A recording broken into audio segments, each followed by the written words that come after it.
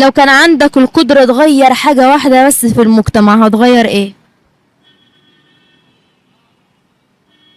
هي كله عاوز يتغير بصراحة ربنا. في الوقت اللي احنا فيه كله عاوز يتغير. الناس تعبت. عشان اقول اغير ديت في حاجات كتير عاوز اغيرها. لو حاجة واحدة كتير عاوز يتغير. ايه اغرب شيء انت اكلته في حياتك؟ اغرب شيء اكلته في حياتي في انهي مأكولات بالظبط؟ انهي مأكولات؟ اي اي مأكولات؟ اللانش. ما باكلوش في حياتي خالص. لا انا قصدي حاجة غريبة، حاجة اول مرة كنت تاكلها. اول مرة حاجة اكلها يعني لازما يعني.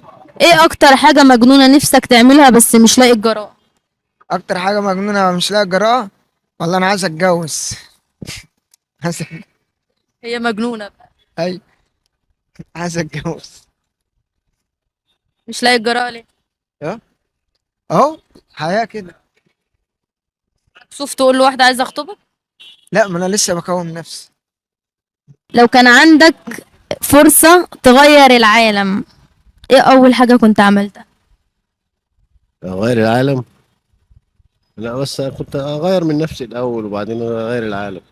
العالم كتير عليا، كتير عليا العالم، أنا ما أضحكش عليك يعني بصراحة. أغير نفسي الأول الأحدث وبعدين أبقى العالم ده يتحكمش فيه إلا ربنا. ونعم بالله. دلوقتي انا بدأت بنفسي، ابدأ بنفسك.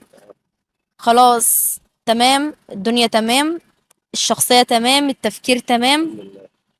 ما انت ممكن تبقى اصلا تمام بس عايش مع ناس ايه. تمام. لو بقى كان عندك الفرصة تغير حاجة واحدة بس في العالم كله هتغير ايه؟ والله أنا بصراحة هغير على الجارح اللي أنا فيه. بصراحة مفيش حاجة تتغير، مفيش حاجة تتغير. الكذب خيبة. الناس اتطبعت بالطبع ده وخلاص، هي الحياة بقت كده، واللي بينظف نفسه بيبقى نظيف واللي بيفضل كده خلاص الوضع كما هو عليه مش هيتغير. قصدك ابدأ بنفسي واغير نفسي واهتم بنفسي واطور من نفسي واخليني مع نفسي وما ادخلش غير في حياة نفسي. بالظبط كده. شكرا.